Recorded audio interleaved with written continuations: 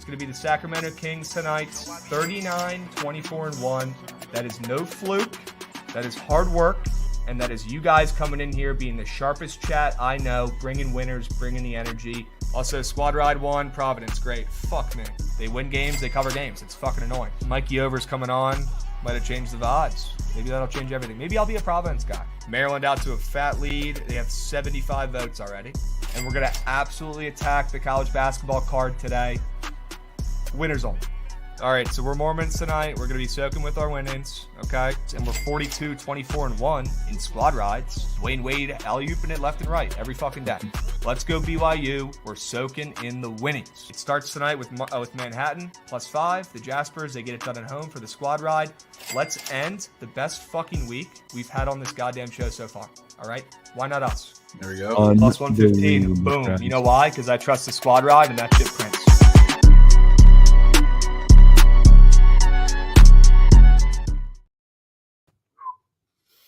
How we doing, chat? How we doing? Happy Friday to Jen. How's life? Bro, what an intro. I know it gets you fired up. Need that kind of energy on a Friday. Too much crabs talking though. I need a little of Javon pitching fucking Corpus Christi in there. Yeah, well we mix it up. I think there's a new one every week or close to it. So we'll mix it up. We'll get some clips. I can't wait in a few months when it's you talking about Jose Siri and Yandy Diaz fucking lead off triple. So looking forward to that. Yeah, might need that a little bit. Might need that. Crabs already Buffalo or the over. I'm on the over. We'll talk about that in a little bit. Great day yesterday. Another squad ride. Shout out the Lightning. A lot of good plays on the hardwood as well. So that was a really nice night. To Jen, I assume you're pretty excited. I think you had a little sweep there. People sleep on that. I added the Suns, so I lost that. But added the Nets as well. Yeah, it was a good night. It was like an 8-1 night. Hit a couple props. Talked about it. Spencer Dinwiddie revenge game. I've been looking forward to that for a fucking week now because he got traded to the Nets and didn't play the first 2 games. I love that stuff. And Aaron Gordon revenge game, which I saw in the flesh, and I got some thoughts if you want me to talk about this Nuggets team and Jokic. Go ahead. But man, Aaron Gordon was out for blood last night. I have never seen him offensively play like that. And I was getting nervous because he had 25 points at one point and like 7 rebounds. I'm like, and he hurt his ribs. So I was like, shit, he's not crashing the boards anymore, but he sure is still shooting. But yeah, it was a good night for sure. I'm glad we all feasted. Yeah. All eight. That was a hell of a bet too. Was it plus 600 on that double? Awesome. Yeah, +6 on early, and then when I added some units to it, it was +450. I was like, damn. Does it just take $50 to move the market on an Aaron Gordon double? I guess so. I mean, you might have been the only person in the world with that bet. Yeah, exactly. Legacy bet. So today we're going to get into some of the slates. Some of the slate today, I mean, you have a small slate across pretty much every sport, college basketball, hockey. Do you have a solid NBA board? We'll be interested to hear some of your takes there if you have any. So we'll probably go over some of that first, then tap into the Super Bowl a little bit before you get out and when Greg comes on as well. Sure. So probably want to start with the NBA. You can start there. Start with any looks you have there, any place you like there. Yeah, so I just finished kind of spending an hour and 15 minutes talking all about Super Bowl props. So I haven't even really had a chance to look much. So this is going to be like a fresh. Wow, we have a heavy NBA slate tonight. Holy shit. Yeah, so I mean, have you even taken a glance? Do you have any idea where you'd like to start? And then I'm just going to kind of go on the fly here as we go through. Taking a slight glance. I do want to pull up the splits too. Screen share those real quick. Yeah. Give the people something to look at. Marty says it's got to be the Clippers. So that's oh God. Oh, this Clippers team, man. That's the only team I took to win the championship. And I really wasn't concerned about how they started the year because like the way Kawhi is, it's all about just get him to the playoffs, get into the playoffs, and that's where shit will happen. But honestly, man, I don't know. And now the West is so loaded. I think I might just rip that ticket up. Yeah, just maybe. I mean, the line does seem a little weird, I guess. I would be concerned about some guys being out from the Gotta be. Aren't the Bucks on a back-to-back? Yeah, because that's what I think somebody said in your chat when I was in there for a second. They're on a back-to-back. Some guys might be resting, and with a move from 1 to 2.5, I would probably assume that's the case. If it's not, then sure, count me in, but can only assume. If it's not, I got to tell you, if there is somebody out, obviously a Giannis, and that's all the line moved, that would make me like the Bucks. I will say, I mean, you're more tapped into this than I am, but it is, even with some guys out for the Bucks, is Clippers -2.5 with no Kawhi. Does that still feel like a little steep of a price? Yeah, and then that changes everything if Kawhi is out. Also, why the fuck would Kawhi be out? I don't know. Jesus Christ. You're asking the wrong guy for that. This league. Okay, well then it changes everything. So in that case, I would agree with I forget who you said, Marty. And I would lean Clippers. Yeah, if it's no Kawhi for sure. Yep. Fair. Another one that I just saw. Oh, okay. Then I mean, if Kawhi got ruled out officially and then you saw that line move as well, even if there's competing news on the other side, I would be compelled to lean their way for sure. I'll tell you, I'm looking at the top of the board, and the one actually that's catching my eye already is the Suns. I don't know that I'm really buying those splits. That's not really concerning me, but I just think, I mean, they're back-to-back off a loss, unless they have their guys playing. That would make me think otherwise. However, I can't find any other reason the Pacers would go from dog to a favorite. It looks like they opened +1. Now they're 2.5-point favorites. If it weren't for some guys being out, I would assume Chris Paul is playing, but Devin Booker didn't play last night. Maybe they're going to alternate. I have no idea. It's so tough to cap with this kind of stuff. But if guys are out for the Suns, I would be leaning Suns there. Yeah, 100%. I'm interested to see who's going to be playing that game because, I mean, it's honestly, I could have a play in this game either way. If there's anybody in, even if it's Booker, I guess. I mean, the Pelicans, or not even the Pelicans. I can't think right now. The Pacers. I mean, they haven't won since Nam. Oh, really? They've been bad? Yeah, I mean, 2-8. Yeah, 2-8 the last 10. They've been atrocious. So, I mean, even with guys, I would assume that they're going to alternate and Booker would be in. And even if there's a lack of a supporting cast around him, them being favored with a move here is interesting. Right. Yeah. I 1000% agree with you, man. I'm all over the place early in this NBA board. 2-13 in the last 15. Oh my gosh. Good Lord, they're bad. So they're 17-12 at home. They're 18-11 ATS at home is pretty good. And the Suns are not a good road team. They're 11-18 on the road. So that does some favors for the Pacers, but still, given how bad they've been, I'm not sure they should be the favorite here, depending on who's playing for the Suns. Yeah, and I know this was kind of your similar angle to, I think it was the Nets yesterday, in the case that there's, that's Levine news that didn't end up happening, but it was swirling around, so it's rumors. If there are guys out, and I know it's the Pacers and their defense who have been absolutely horrendous to this point, and they've seen a lot of high totals. There are a bunch of guys out for the Nets for the Suns other than Booker. And this total still sitting 230.5. Would you be inclined to look at some points there? Yes, 1,000%. 1,000%. Yeah. That would be my play, actually, if I had to make one. It would be the over in this game. Yep. Okay. Perfect. Is there anything else that's catching your eye? We're saying Raptors, seeing them in the chat. Hanging 7 at home against the Jazz. Well, according to the covers, it's saying that the line went from 7.5 to 7.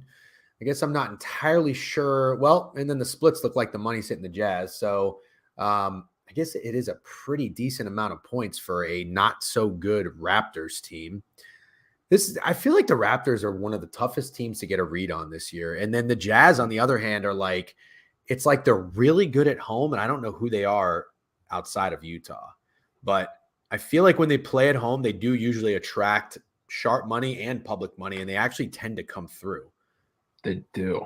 I mean, the thing that's interesting for me here, and I know there's such a vastly different team at home, especially with the line respect that they get. They did just played the Raptors, I think it was a week or so ago, and beat them in Toronto by 3. Right. Covered that little short -1, -2 spread as well. Yep. So it's interesting. To me, it feels like a lot of respect. I know money's hitting Utah, so I'm probably not going to go against that, but it does feel a little steep of a price for them.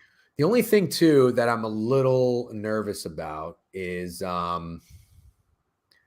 is that the Jazz, they've lost 3 straight and they haven't covered 3 straight. So is that part of the reason? Does that add, a point or two that the Jazz have been pretty putrid? This is the first game on a road trip, though, after a 5-game homestand for the Jazz, too. I actually usually think that the road team plays well on their first road game. Yeah, it's a tough spot to fade them too. I mean, they haven't covered. They're coming off that game against the T-Wolves. They got blasted and gave up 143. So I mean, it's a tough spot to fade them coming into Toronto here.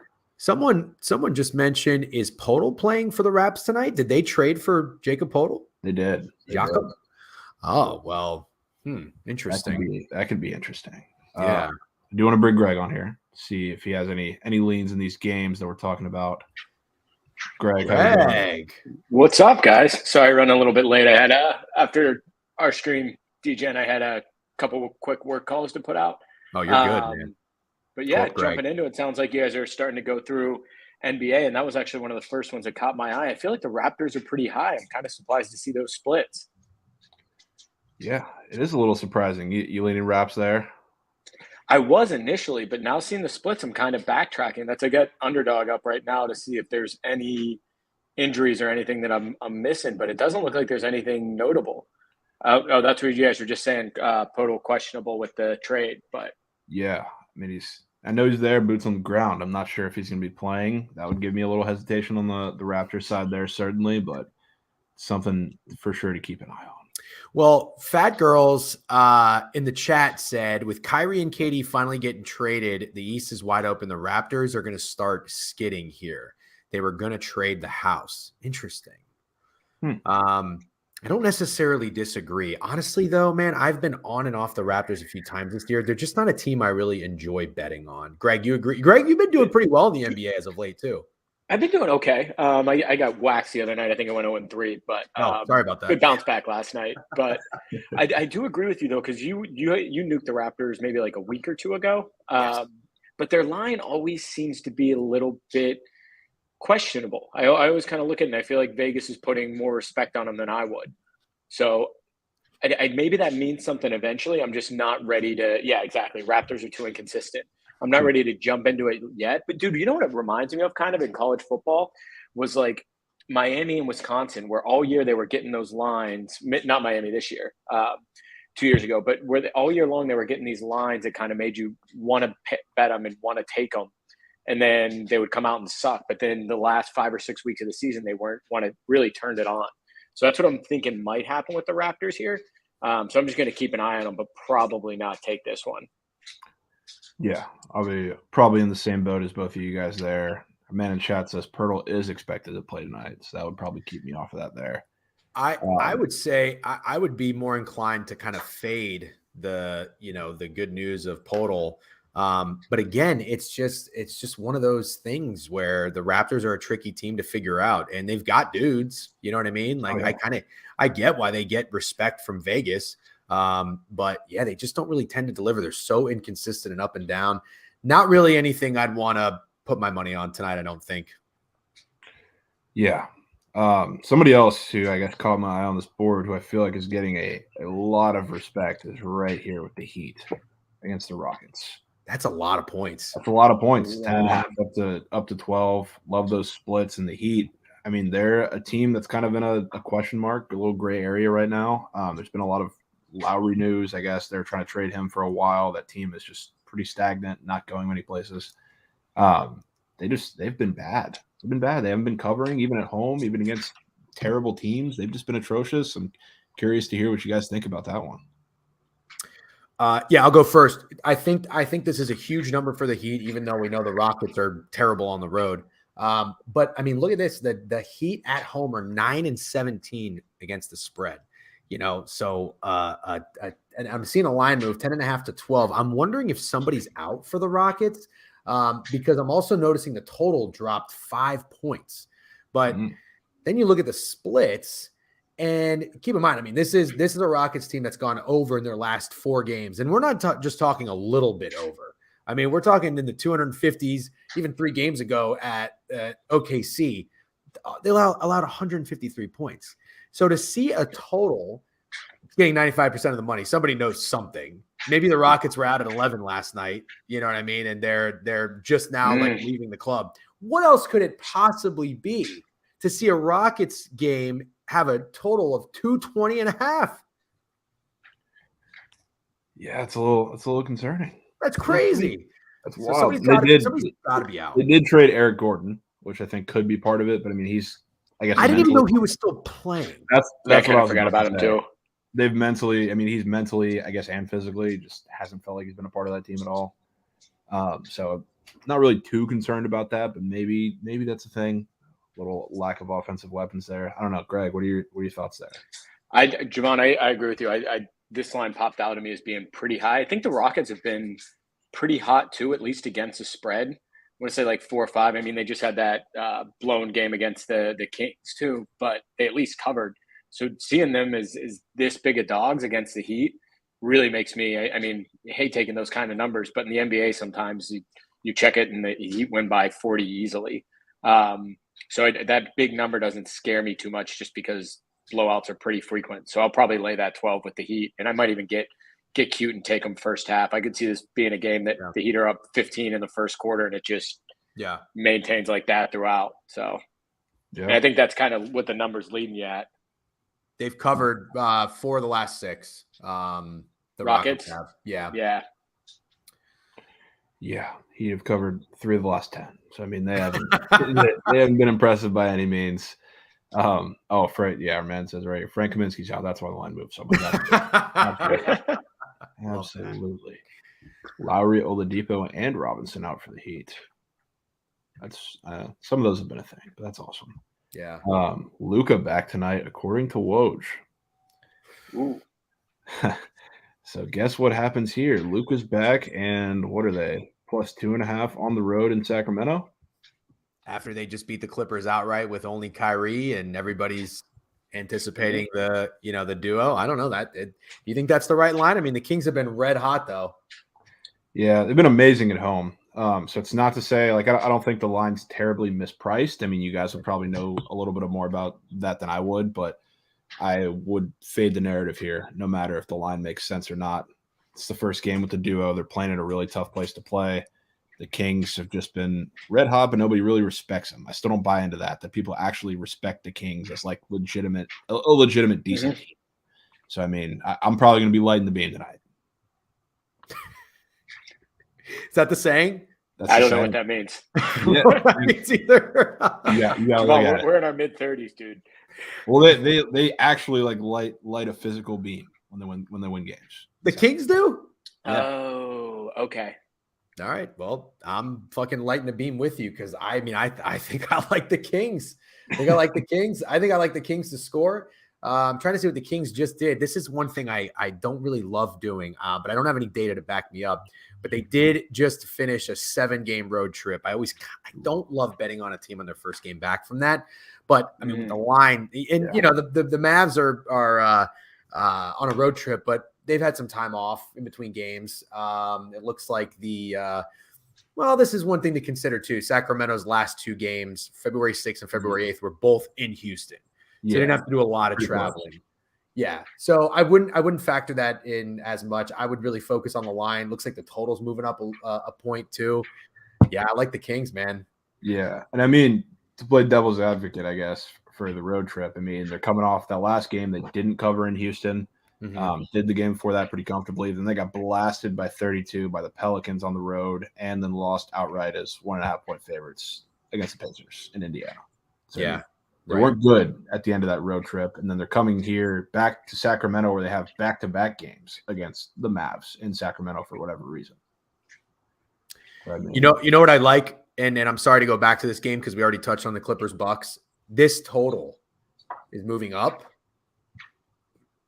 Can anybody else see if they can find an opener? I'm seeing, according to covers, the line was 225.5. It's up to 227. And if that's with Kawhi being out, the Clippers, okay. I didn't realize what game. Okay. If that's with Kawhi being out, and the Clippers just went on. Oh no, did they go under or over against the Mavs? I forget. I think they went under. I think it was under. I think it was under too. You think it was over? No, it was under. Like the Mavs put up a ton of points. No, they scored 110 to 104, under 221. Wow.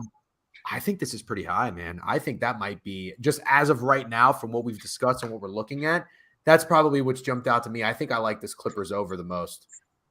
Yeah. And we are seeing, I can't confirm this, I haven't looked, but saying with the Luka news, the line has just flipped.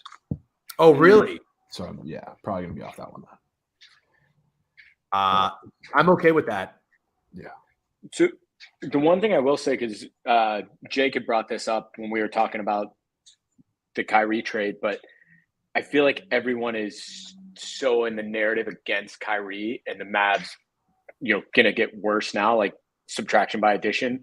I think they actually could go on a run initially. Ultimately, this is going to end poorly because Kyrie's an asshole. But I could see them going on a run initially.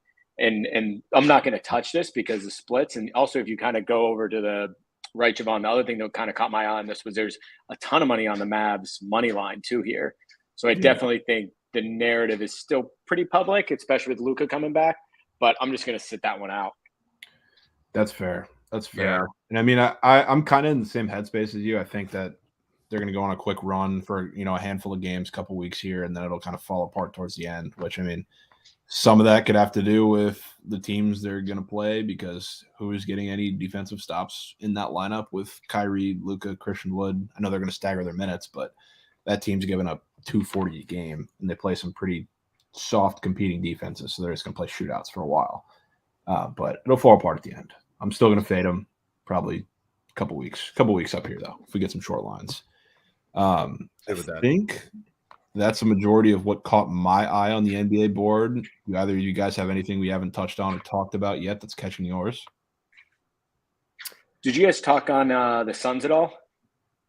I think a little bit. We did. It's really hard to tell who's playing and who's not playing. So that's kind of we didn't really come out with any good lean on it, I think, until we see. I need a surefire. That totally makes sense. The only reason yeah, that totally makes sense. My thing was just Suns are back to back off a loss, which is a system like to lean into. So that's about it on that one.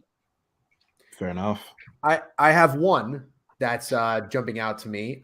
Curious to hear what you guys think. It looks like the Cavs have moved from 1.5 to 3. Now, of course, I don't know if this is pertaining to somebody playing that wasn't playing. I don't know if Donovan Mitchell was out. He was supposed to be out. Okay, so they're not a good road team. They're 12-16 on the road, 11-15 ATS on the road. When I've seen the Cavs in interesting spots on the road, if you guys remember, Javon, I'm sure you remember when they played the Wizards recently. I think everybody got cute with the Wizards there. And I thought it was a little bit of a fake sharp spot just because the Wizards had been so good and the Cavs are not a good road team. Maybe that stigma is starting to fade a little bit because I'm seeing here that they have won 4 in a row and they've covered 5 of 6.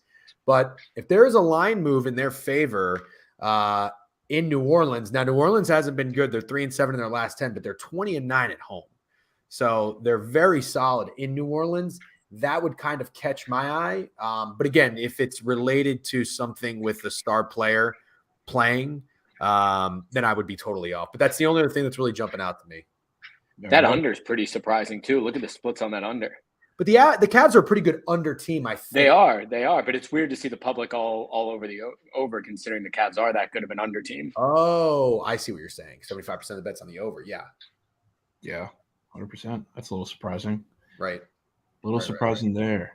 He said no crabs, and we turned this into an NBA show. Yeah, college basketball is pretty weak today. Yeah, I mean we only have so many games to talk about, brother. Like let's relax. The one last thing I'll say on NBA if we're wrapping up though, just to keep an eye out, because I feel like the NBA loves storylines and loves narratives, but just to keep your eye on for the rest of the season. But I would damn near guarantee there's the first round playoff match is Suns versus Mavericks. So just keep an eye out of where teams are and who needs to move up, who needs to move down. But I could see the Mavs moving up to that 3 seed and the Suns kind of falling into that 6 seed to lead to that perfect kind of scripted round 1 matchup. Oh yeah, it's got to happen.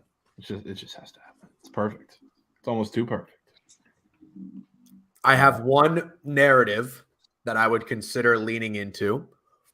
Sure. And I'd like to, Javon, do you happen to have the Prize Picks board up?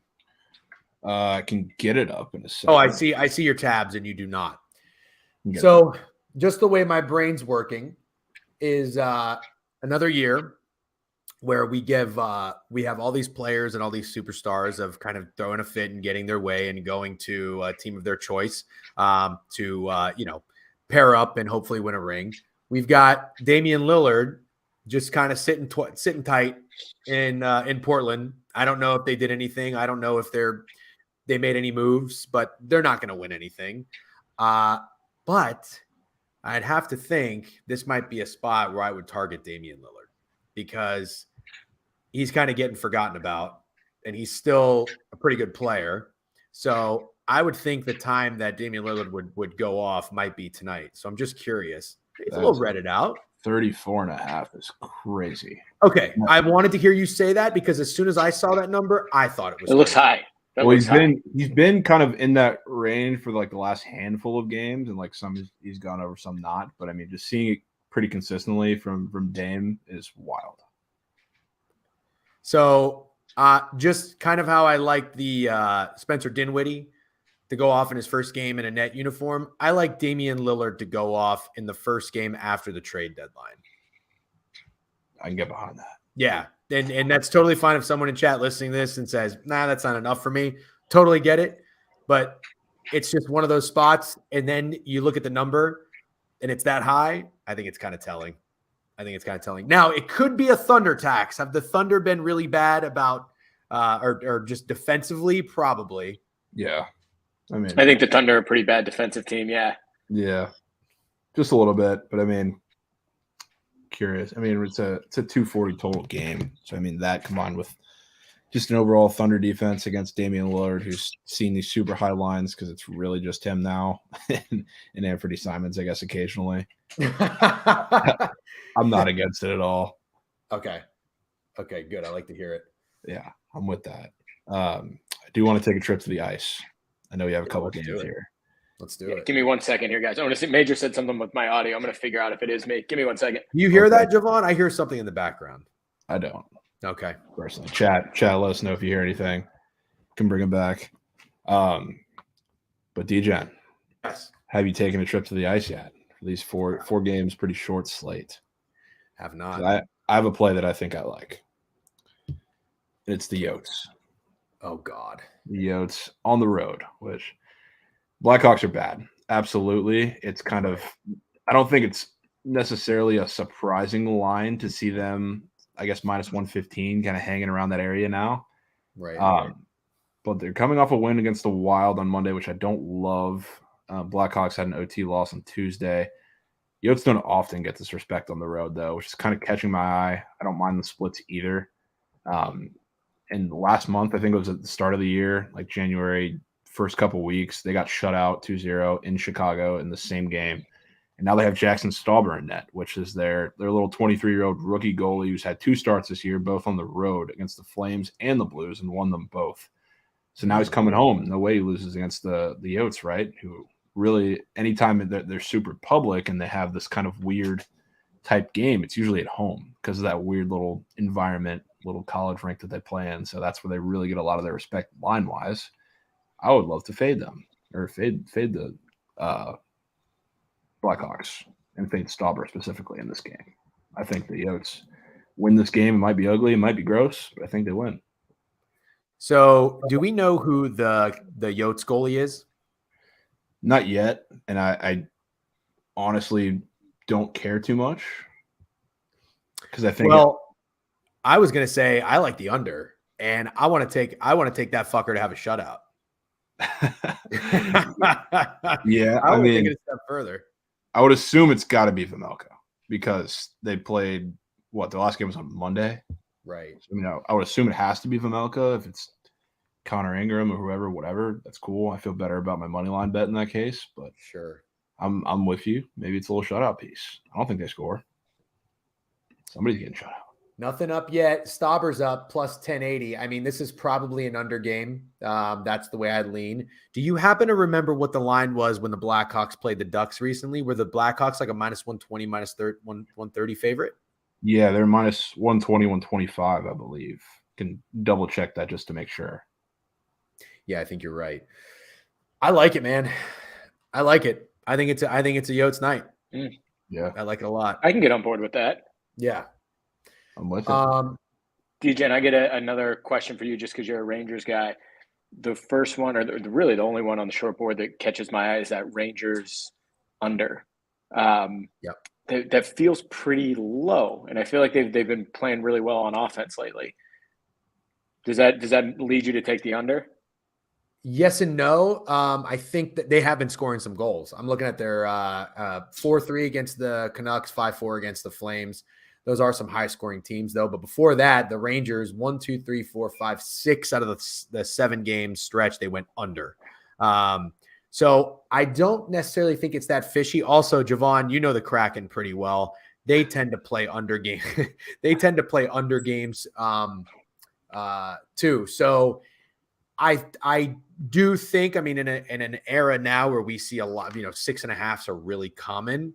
I don't think it's crazy to see a 6 in this matchup, given that the Kraken are involved. However, there is some significant added firepower to the Rangers with Tarasenko.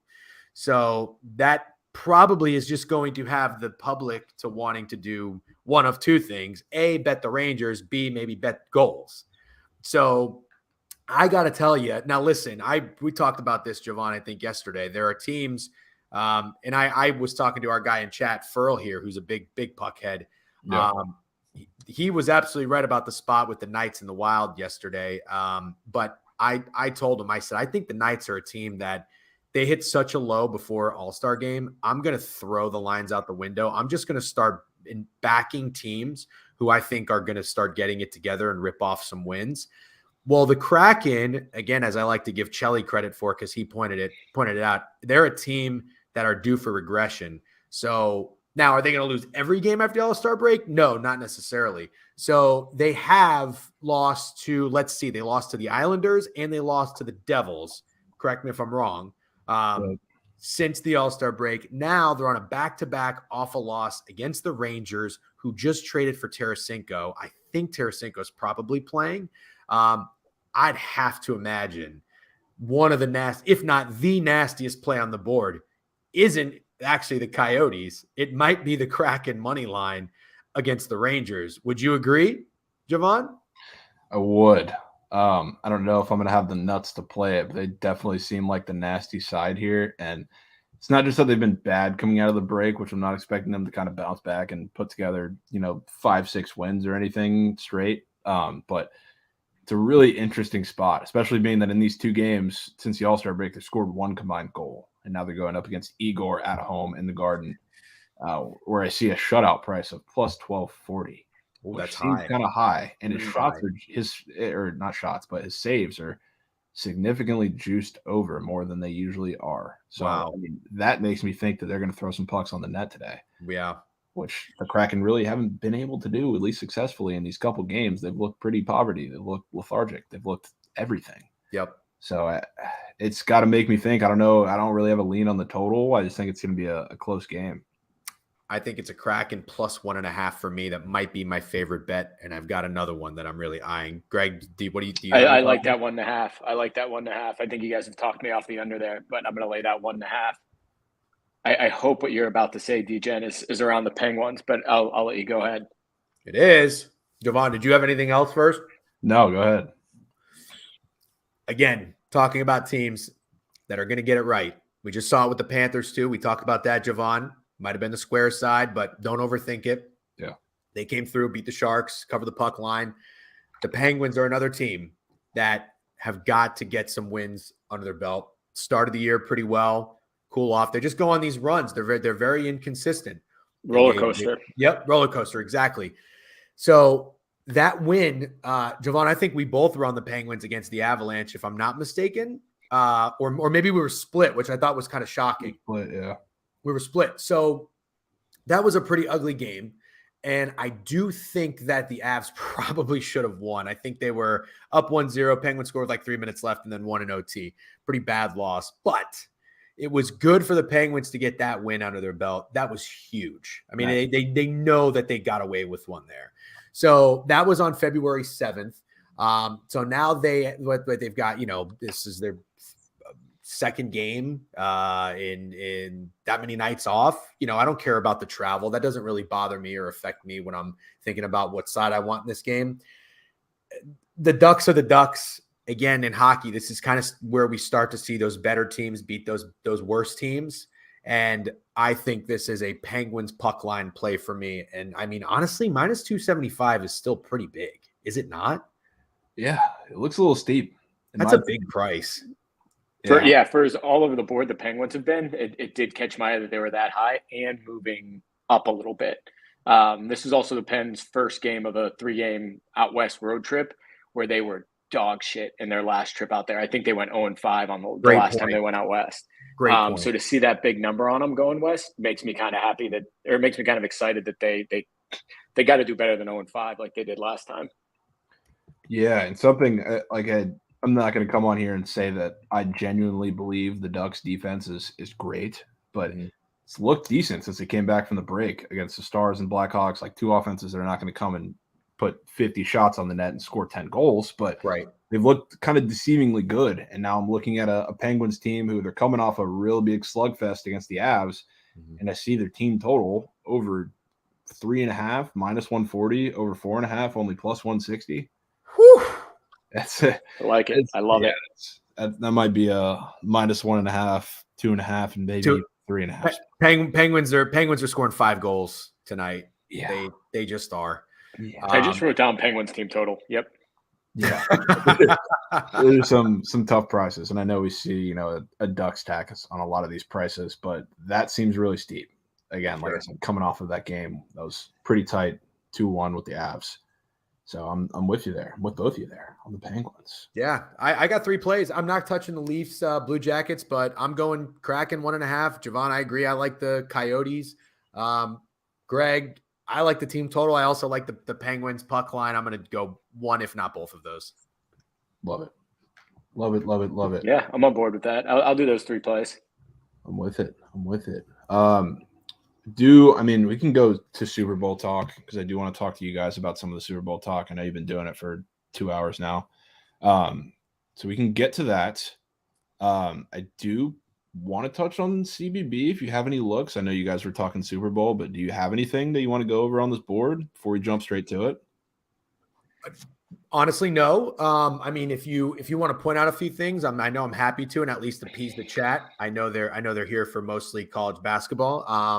So totally your call. We can do some digging. I mean, we were digging up on the fly yesterday and came up with Kansas City and fucking Texas Arlington under. So I don't doubt our abilities to find some winners in a short time frame. We can. We can go Super Bowl first because we do have Freddie coming on in probably 20 minutes, and we'll save that worst case scenario. Yeah. So we can go straight to some Super Bowl talk because I know I was in and out in class and everything, listening to you guys talk about it and everything, and heard some interesting nuggets. Got my own things as well. So I want to hear just some of your favorite bets, favorite leans. First of all, where you guys stand on a side. We can start with you, DeGen, for this game because it's really, if I didn't have a future investment, I would be scrambling of looking what to do. Yeah, I don't know. I don't know the last time I've been this torn on a Super Bowl. I really, there is a legitimate chance I probably just have 40 prop bets and nothing on the side or the total. And that would be the first time maybe ever I would say that. But it would not bother me at all. I really think it could go either way. My head is telling me Patrick Mahomes is going to win multiple Super Bowls in his career, and this is going to be one of them. But my heart kind of wants Philly to win, and they're just, I don't know, they're just a fucking cool team, and I wouldn't mind seeing them win. So I really might just stay off of it. And as far as the total is concerned, it's kind of square, but I do lean the over, and I know me and Greg differ on this one here, but I really do think those defenses are both pretty good. But I just think at the end of the day, we're going to see some scoring here one way or the other. So where I stand side and total, like you, scrambled all over the place, more honing in on certain players and props. Yeah, fair enough. Fair enough. And I kind of lean with you on the over, Greg. I want to hear what you have to say about it. But I mean, for me, it's not something that's super confident. I just kind of think we've had so many just terrible games in the playoffs. Like whether they're blowouts, whether they're kind of low scoring, Bengals, Ravens type slugfest or whatever.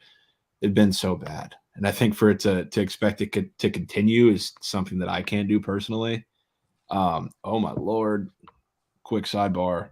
I just read that too. Yeah. Love it even more. That's my favorite play of the day. Thank you, Alex. Wow. Appreciate that one. But yeah, I kind of lean points. I think we see an exciting little back and forth Super Bowl. Both teams haven't seen it over in the playoffs. 100% right, Marty. Greg, I want to hear what you have to say. Yeah, one of the main reasons I'm on the under is sort of what you just said. Just the theme of this year has been the under. And even in the playoffs, it came out in the first round, it was 5-0-1. I think depending on where you got that Bengals Ravens game, it might have pushed, it might have gone over or under, but the other five soared over.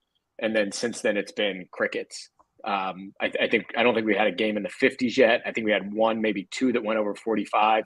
I just think the public really likes overs, and that's why this line is as high as it is. But for me, it's not a passionate play. I'm not all about the under, but I am going to have a unit on the under just because I think you see Mahomes, you see Hurts, you see these offenses and all the weapons, and it's kind of tough to take not to take the over. But I think both teams are really going to have those slow, methodical drives. They eat up 5, 6, 7, 8 minutes and just eat away at the clock, and it goes under. No, that's fair. 100%. But it could also, you never know, in the fourth quarter, the last 7 minutes, you could get 21 points, right? So it's nothing I'm super passionate about, but I definitely lean the under. No, fair enough. Fair points all around.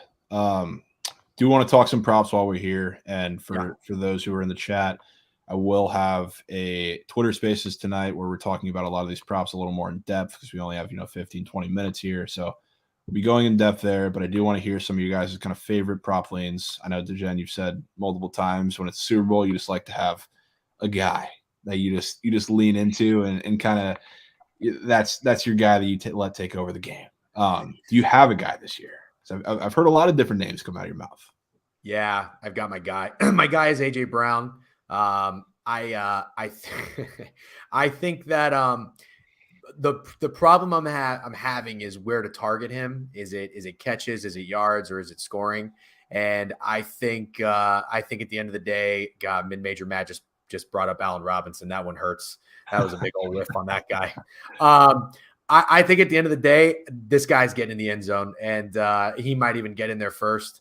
I love the anytime touchdown would be my favorite bet. If you gave me a $500 free play and I can only put it on one thing, that's what I'm doing. AJ Brown to score a touchdown. And it kind of it's one of those things where the Eagles do what makes sense. And they got AJ Brown. He was a beast in the offseason. They didn't go to him that much in the Giants game. He was a little upset about it. Then you could tell, again, the Niners, they were going to him early. A lot of things changed in that game with the Brock Purdy getting hurt. Obviously, they didn't really have to pass the ball too much after that. But I don't think, even if they get a lead, a 1-2 score lead, I think they should at least treat it much differently with Patrick Mahomes on the other side of the ball. So they should act like it's, near a 0-0 game, keep their foot on the gas, while at the same time, I understand, eating the clock because you want to keep him on the sideline. But I think they go to him, and I think he gets in the end zone. So I've got him a few different ways in some parlays, but my biggest bet on AJ Brown is going to be to score. Okay, fair enough. I kind of like that too. I mean, there's not many people you could point to me in this game because I do like the over. I like a lot of guys to feast. Not a lot of people that you can tell me that I just don't like, other than Kenneth Gainwell, which we'll talk about in a second. Yes, right. Greg, what is one of your favorite props or favorite guys? The one thing I'll ask, just since it's up here and we're on the topic of AJ Brown, as I was listening to DJ and talk about him, I could really see him just having a lot of reception. So I'd be curious what he looks like and what he's done previously. I know his last 2 games have been kind of dog shit, across the board. So that might be where I lean into him. I kind of like him for receptions and Devontae Smith for yards. That might be how I play it. But for me, my guy, and this is about as chalk as you can get, is Kelsey. I just think he's going to feast. I mean, it's as chalk as possible, but I like him to have 2 touchdowns, and I'll probably take his yardage as well. So that's really the MVP guy I'm leaning to, huh? and MVP. And yeah, and MVP. Well, so MVP, and I talked about this before. I like him to be MVP, but I want to get a little cute with it. And somebody just mentioned Goddard receptions. You can take Kelsey to win MVP at 11-1, or you can take MVP to be a tight end at 9-1.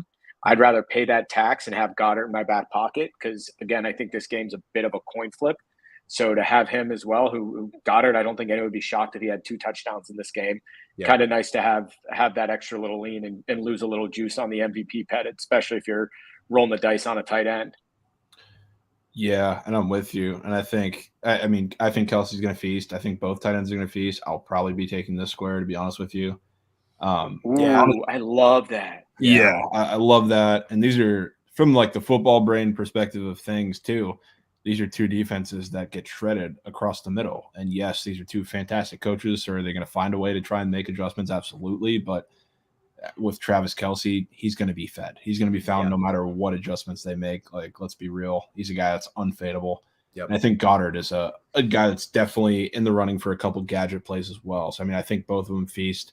I actually I was looking to take Goddard race to 20 and 40 receiving yards. Those were little cheeky props that I was looking at. Especially, I mean, if the Eagles get the ball first, I think Goddard could get a big chunk play or a couple of them on that first drive. So he's sitting like plus 800, 900 to get both of those. So I was looking at that a little bit. And I think Kelsey, they're both confused. Tight end game.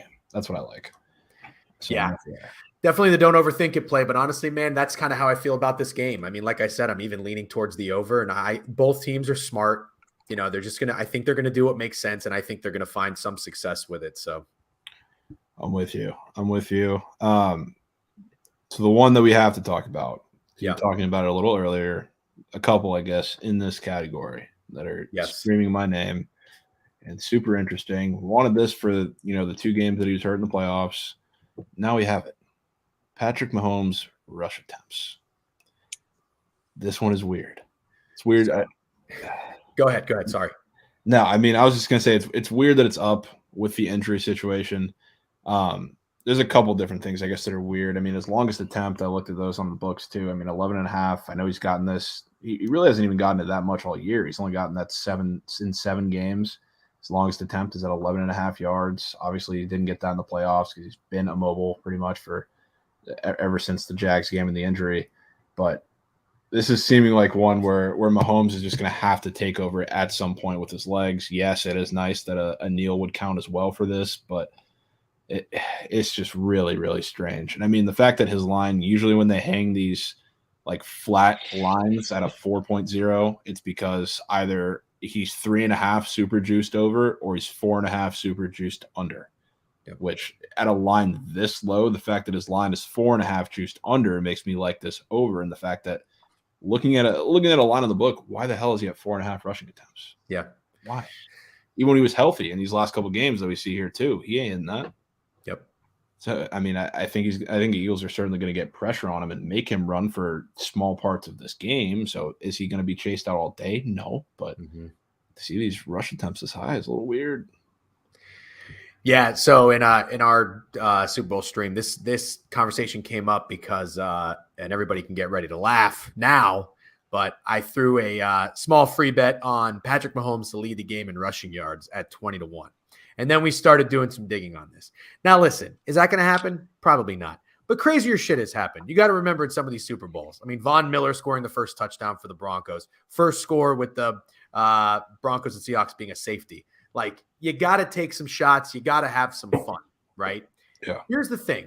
First of all, I think 20-1 is a little fucking short when you've got such a run-heavy team like the Eagles and they have a running quarterback.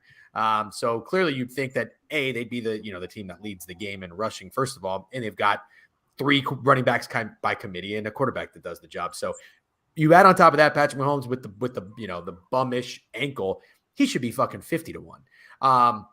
I thought that was a little suspect. Then, we did some more digging. I do think he runs. I love that square. I'm absolutely going to play that. And yes, it does help that the kneels count as a rush attempts, but everybody's thinking of that. And I think that's a little too obvious. I really think what happens here is the Eagles pressure, they do get to Patrick Mahomes.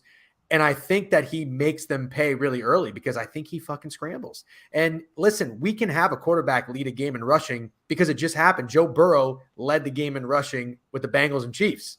So, and you had that game involved Joe Mixon. So I think it's one of those things where it would not surprise me at all if Mahomes scrambles a bit.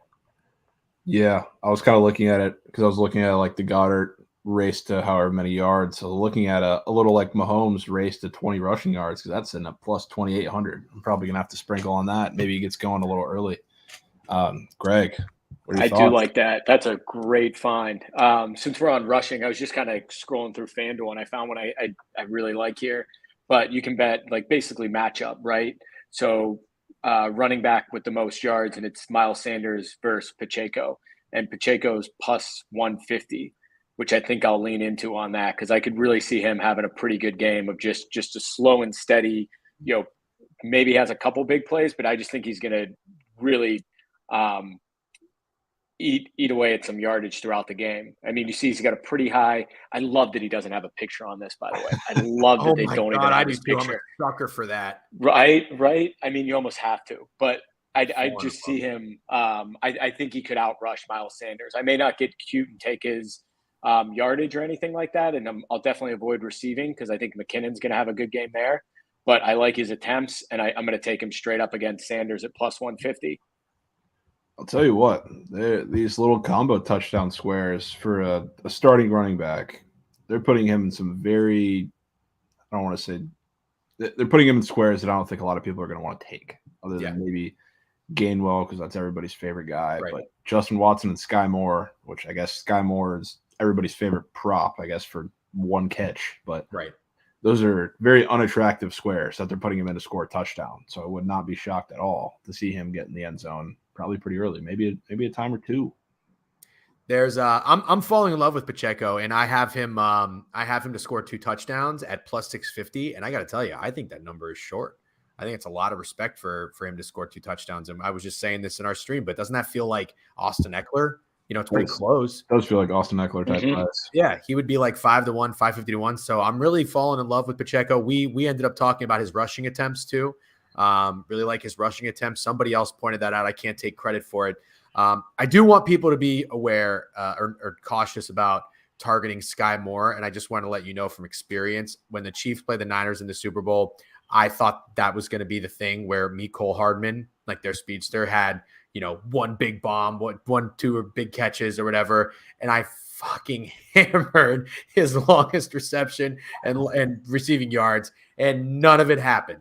So be careful. I really feel like this is the Super Bowl that is where you want to get cute, but you don't want to get too cute. And Sky Moore is like the too one. Cute. Yeah, I feel Sky Moore feels like too cute in this game. Sky Moore and Gainwell are both too cute for me. They're way too cute.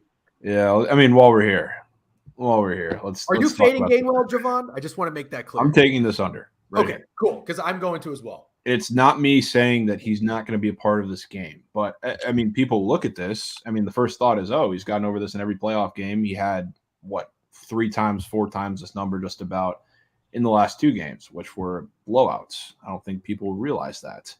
Or, I mean, I think they do realize that, but it's a little recency bias. So I think Jake, who said this in your stream, I believe, he's pretty spot on in saying that, yes, he's the pass catching back. He's the pass blocking back. So he's going to be a big part of the game in that aspect, but I don't see him going out there and, getting 14, 12 carries again in this type of game at all. So I think you're pretty spot on talking about Boston Scott. I think if there's anybody on the backup running backs who's going to be more of a force, it's him. He's also, I was looking at kind of the rushing yards line, and obviously his is 7.5, very low, but he is by far the most juiced over on the board that they have, which is nice.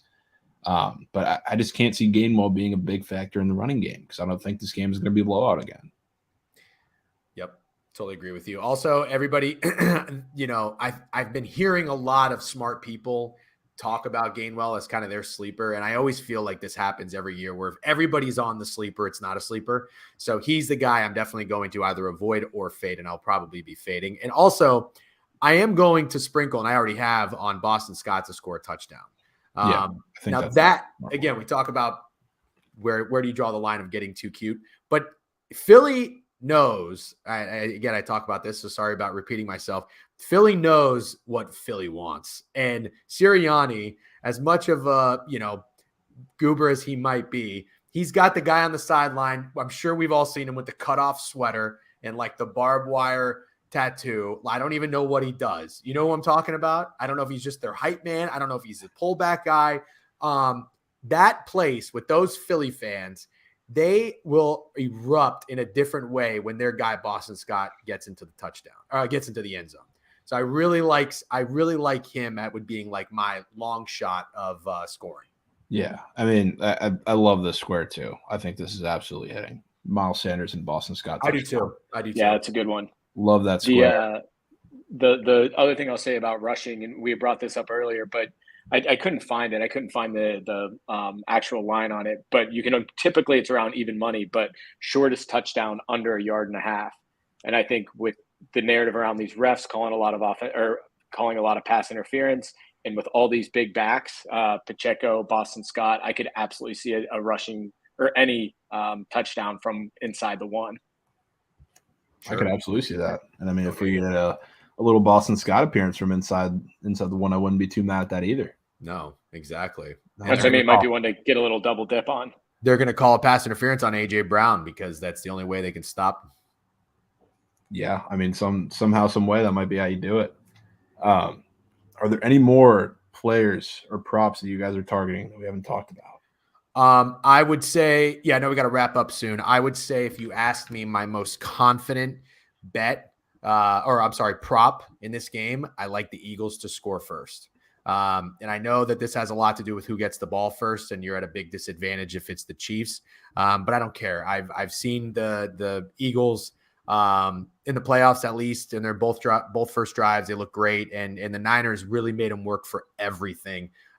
They brought the house on a 3rd and 8. Jalen Hurts made a throw off his back foot. A.J. Brown made a catch at his toes. Then they got the 4th down play, which wasn't a catch, but they did what was needed to, hurry up and make Shanahan look like an idiot, which is really hard to do. I think they score, whether it's a field goal, whether it's a touchdown.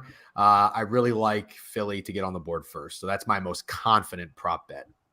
Love it. Greg, yeah, I do like that. One that came up when we were doing our stream earlier, that's really coming out to me a lot is the Eagles under sack total to 2.5, which feels incredibly low for a defense that had 70 sacks this year. So that's definitely one I got my eye on. I think that kind of feeds into the narrative of Mahomes being able to escape the pocket and pick up some rushing yards. So I'm gonna play that one as well. I like that. One more. Sorry. No, let's hear it. We got time. First play. This is something our friend Jake brought up, which is really interesting. The Chiefs' first play to run the ball is -160, which he thinks is high, and he's taking, and I concur. I have the Eagles' first play to be a pass because I thought it was really low that their first play to be a run at -120. That seems, again, from a team that's run heavy at the running back and quarterback positions, their very first play, especially with a young quarterback, to only be -120 on a run, that has me on the pass. So I really like the pass at even money. I don't know what it is now, but it was, a week ago. Okay. Yeah, I can get behind that. I like that look. I like that look a lot. Well, thank you guys for coming on, talking some Super Bowl. We talked some slate today.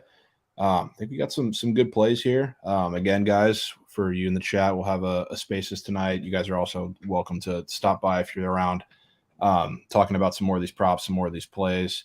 But appreciate it once again. And now we're going to welcome on our man Freddie. Still awesome work. But thank you guys. Yep. Thanks for having us, man. Yep. Thanks, man. We'll see it. See it. Now we're going to transition over to whatever you guys have been waiting for. We got some college basketball on the board now. We're going to talk about today's slate. We're going to welcome our man Freddie, who still works and no camera, and yes, Jack, no search stream right now, or today. Just rocking with this for the day. Now we got our man Freddie. Freddie, how we doing? Hey, Javon, how's it going? Can you hear me? Yep, we can hear you. All good. All good. Excellent. How you doing today? Doing fantastic. Excited to hear you talk about some of these games. Yes, man. Looking forward to it. Thanks for having me on. Yeah, and I mean, we got, 20, 25 minutes here. Sure. Just want to hop right into it. I mean, first, just love everything that you're doing. Really showing out. Love all your takes on the games. Love all the write-ups. There's not many write-ups that I'll read on Twitter just because I'm busy and doing stuff, and a lot of people just put bullshit on there. To be honest with you, but yours, you're hitting. You're hitting. The people love it. I appreciate it. You guys are doing tremendous work too. I always make an effort to watch the show, and yourself and Krabs are doing a great job. So keep it up. Awesome. Appreciate it. So, I mean, first, I want to hear your thoughts on what I think is going to be one of the better games of the day. Kent State going to Buffalo. Seeing this number hanging around Kent State on the road about 4 now. Right. So I guess anytime I look at Buffalo, one of the things you have to look at is the opposition's transition denial and rim protection. Whitesell, Buffalo's coach, always recruits to play in transition and attack the rim. So I guess to back that up, it's no different this year. Buffalo has a top 60 rim rate in D1 and a top 20 transition rate. If you look at Kent State, they have the 7th best transition defensive efficiency right now in D1, and they've allowed the lowest rim rate in the MAC. So I think schematically kind of a tough matchup for Buffalo here. Usually Whitesell rosters are pretty athletic, like I said, trying to get up and down the floor, and they have an edge usually on a lot of teams in that conference. But I don't necessarily think that's the case tonight. Buffalo does try and ISO their talent. So this year, I guess their main guys are Kirk Jones, Zid Powell. They have a top 60 ISO rate, and that kind of just plays once again into the strength of Kent State's defense that tries to force ISO at a high rate. Guys like Malik Jacobs are elite individual defenders. So right now, Kent State, I guess to back that up, is 52nd best in the country in defensive efficiency in ISO situations. So I kind of do like the matchup, honestly, for Kent State. I know the number, I believe, might be ticking toward Buffalo a little bit. I think it might have been 4.5 this morning. I thought I saw 4 before I jumped on. I guess on the other side of the court, Kent State has a lot of ISO as well, since they're Carey, Jacobs, Santiago. They're actually top 10 in ISO rate. And if you look at Buffalo's metrics, I guess when they're put on an island, they're 313th, so way down there in the bottom kind of 50 in D1 in ISO defensive efficiency. So I have Kent State certainly rated higher. Obviously, a little bit tricky. I find these Friday night games kind of have a higher variance for some odd reason, but I like Kent State to win. When you're talking about a couple of possessions, I think it gets a bit iffy. My own number in the game was 5.5, 6. So not enough of an edge for me to play it, but I do kind of like a lot of the schematics in favor of Kent State. Fair enough. I mean, something that I was for sure looking at, because it was hard for me too to get a read on the side on this game, is this over, which starting to tick up, hitting 153 now. Splits are great, 49% of bets, 81% of money. But looking at that first matchup, which I mean, it was the same opening number at 151.5, and it soared under by about 10 points.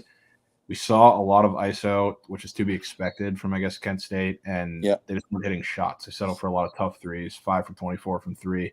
Yep. I mean, with this total being higher, obviously, than it was initially in that first game, and after the way that first game went, I kind of lean that over. I think there's I don't have any kind of data to back it up, but it always feels like if the first game goes under and they kind of hang the similar number, the next one tends to kind of go over. I'm not quite sure why, but kind of been my history with it. And Buffalo games are always kind of high pace. They really want to kind of increase the number of possessions in a game. They have a very kind of short APL, and basically any Whitesell team will try and get a stop, catch the rebound, and push to their guards. Even if they give up a basket, the ball's in play, and their guards are really kind of pushing it up the court. So, I certainly don't hate that look at all. I do think Kent State finds some offense, and Buffalo, I think, creates enough, I guess, extra possessions where perhaps they can help push it over too.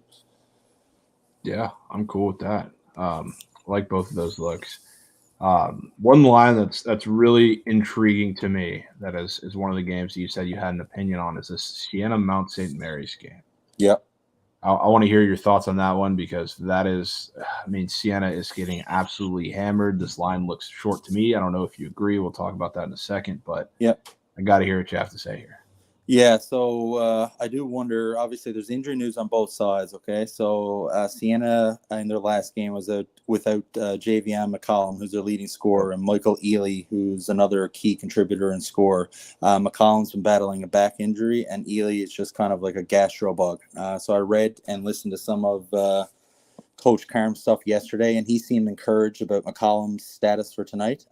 Did label him as a game time decision. Ely, he sounded less certain on, but did label him as a game time decision. So I do wonder if the market, if somebody out there kind of is already aware that McCollum might be in, that might be leading you to kind of lean that way.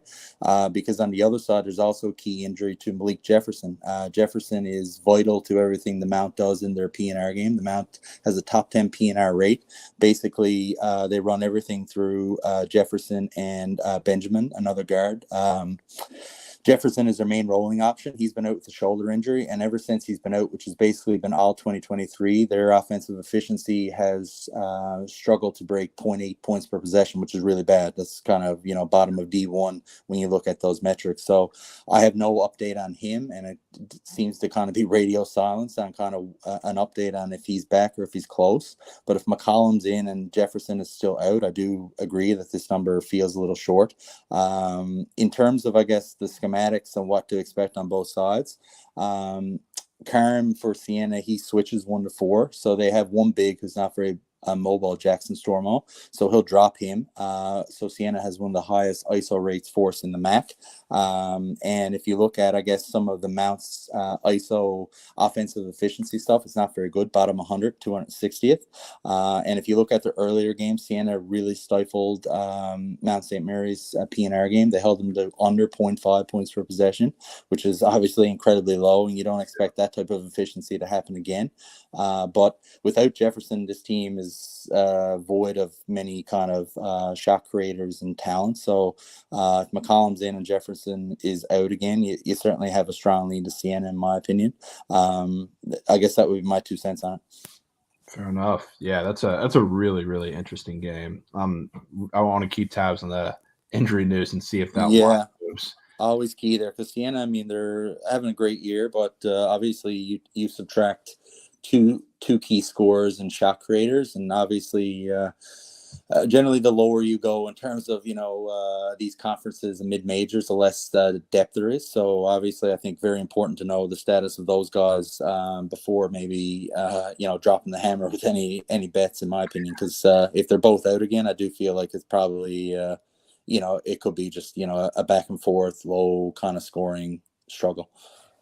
Yeah, I'm certainly with that. I'll be keeping tabs on that for sure. One other game that I don't want to say the line's as weird, I would say, but it's definitely one that intrigued me, especially with a slight move their way, is St. Peter's at home against Marist today. And I mean, there's even been a bigger move down to this under, which is not a crazy thing, but splits look great. So I'm interested to hear your take on that game as well. Yeah, if you like offensive basketball, I'd probably cover your eyes for this one. Obviously, the first game I want to say was low scoring. I don't know if anyone got to 60. Maybe someone just creeped over. But essentially, this comes down to a jump shooting competition, in my opinion. John Dunn, the coach of Marist, always builds his teams with kind of brick wall interiors.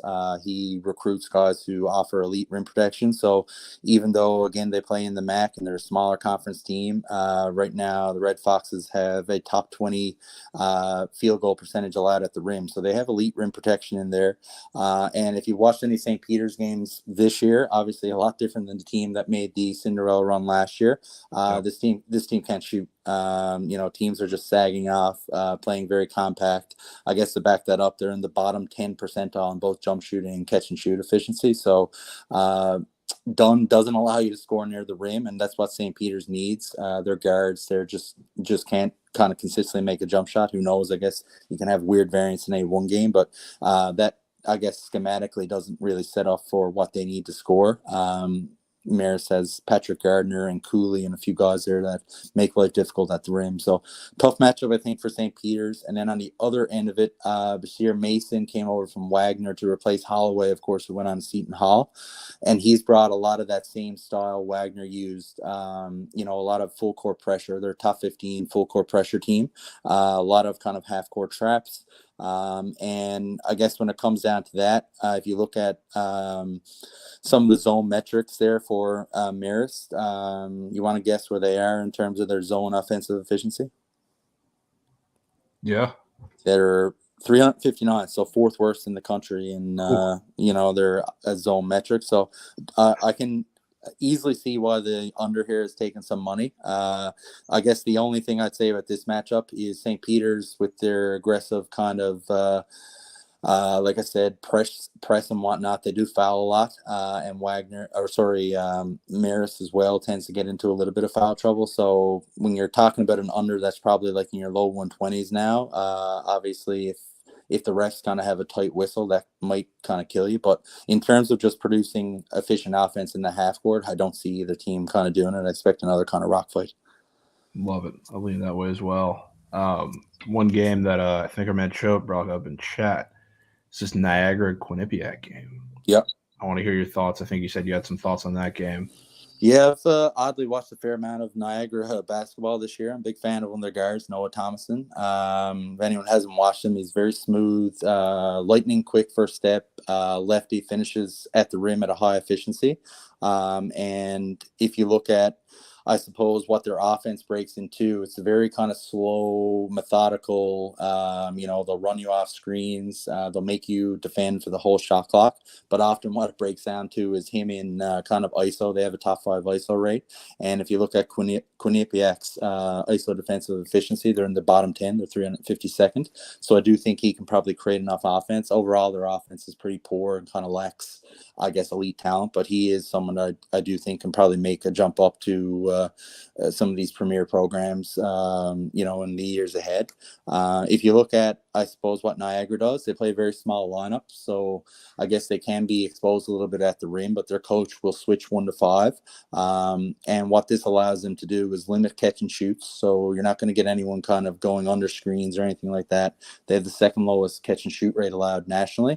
And another thing I think that plays into this matchup here is it allows them to kind of stifle, or I guess eliminate, the pick and roll game, which is what Quinnipiac runs at a top 25 rate nationally. I guess going back to Mount that we talked about earlier, and I mentioned them using the roller a lot, and their previous matchup here, Niagara was very efficient defensively. I do think they kind of match up well. Now, do I trust them? No, but they would be my lean, I suppose. Like you're talking about two very average to below average teams, but I guess in terms of scheme and I guess the best player being with Niagara, I would kind of lean that way. I guess it would scare me. I think Quinnipiac kind of laid a little bit of an egg last weekend. It might have been against the Mount, actually. So I'm always wary to kind of go against a team who might have a little bit more of, I guess, fire, so to speak. But I do think it's a little bit of a tougher schematic matchup for them overall. I'm with you. And I mean, talk about a team with fire. I think we've faded this team quite a few times, me, Krabs, and I guess whoever else was with us. Akron going to Ohio today, which, I mean, they have spreads that are short pretty much every single game, it seems like now, and they're always public, and it's just a team that I don't like to mess around with fading anymore. What are your thoughts there? Yeah, Akron, I have them rated as one of the top teams in the MAC. Basically, I think this game comes down to a few key things that I'll touch on in a second. But Akron will switch 1 to 5 because Enrique Freeman is a pretty mobile big. He's one of the best bigs in the country at hard hedging ball screens and kind of recovering. So they have very elite PNR metrics defensively. And thus, switching 1 to 5, as we mentioned now a few times, kind of a common theme, will force a high rate of ISO. And this Ohio team is not the team that perhaps a lot of people who are listening are maybe familiar with from a few years ago when they, made a mini tournament run, guys like Jason Preston and obviously Vanderplas, who moved on to Niagara. They brought in some transfers, Jalen Hunter. They still have Ben Roderick, but these guys are more kind of set shooters, catch and shoot guys. So their ISO offensive efficiency is in the 200s, so not something I guess they excel at, and Akron's going to kind of force them to do that. I guess where Akron is vulnerable, because I mentioned their Freeman is pretty mobile and quick and able to hard hedge ball screens, but he lacks lacks a little bit of kind of, I guess, beef and size to match up with true posts. And one guy that this Ohio team has held on to is Dwight Wilson. He missed last year with a knee injury, but this guy is, and he was not familiar, he's probably 6'7", 6'8", 240, 250, you know, is a pretty big man. And obviously he can probably find some success on the low block there. I guess to back this up right now, Akron is 286th in post defensive efficiency. So I guess the game plan in terms of how Akron is going to play that, are they going to send a double? Are they going to try and front, or, you know, without kind of being inside the head coach's head? That kind of certainly is one thing they have to kind of key on. On the other end, Akron is the definition of a rim three team. They penetrate and kick, led by Castaneda. They're top 40 rim three rate. And if you look at Ohio, their off the dribble metrics are really good. They're the best off the dribble defensive efficiency in the MAC. So I guess on paper they match up fairly well. I guess one thing about their coach, Jeff Bowles, is that he will send help. He doesn't like to be beat on the dribble, so they do give up catch and shoots. So I feel like if Akron makes threes, they can probably trade threes for twos all night and probably walk away with a win. But I think it's going to have to come from the perimeter a little bit more from them, because I do think Ohio will try and steal some of those driving lanes. So I guess key number one is, can Akron deal with Dwight Wilson, and key number two is, can Akron make threes on the other end? And I kind of lean their way just because I have them rated a little bit higher and do feel like they probably just have a little bit more talent top to bottom, but certainly an interesting one for sure.